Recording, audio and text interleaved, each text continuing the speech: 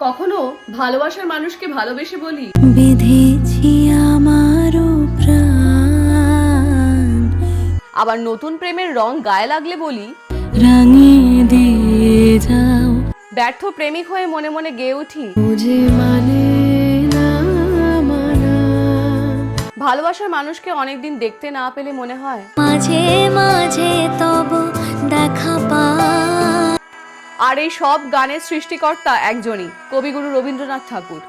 7ই মে 1861 সালে জোড়াসাঁকো ঠাকুরবাড়িতে তার জন্ম হয়। মাত্র 8 বছর বয়সে তার লেখালেখি জীবন শুরু হয়। প্রায় 2000-এরও বেশি কবিতা ও গান, 12টি উপন্যাস এবং 38টি নাটক লিখেছিলেন। ওনার উল্লেখযোগ্য বইগুলো হলো চোখের বালি, গোরা, ঘরে বাইরে, কাবুলিওয়ালা ইত্যাদি। এছাড়াও রয়েছে প্রচুর ছোট গল্প। এই দেশের প্রতি, এই বাংলার প্রতি তার অবদান কিছু কম ছিল না। তিনি লিখেছিলেন জনগণ মন, একলা চলরে, আমার সোনার বাংলা।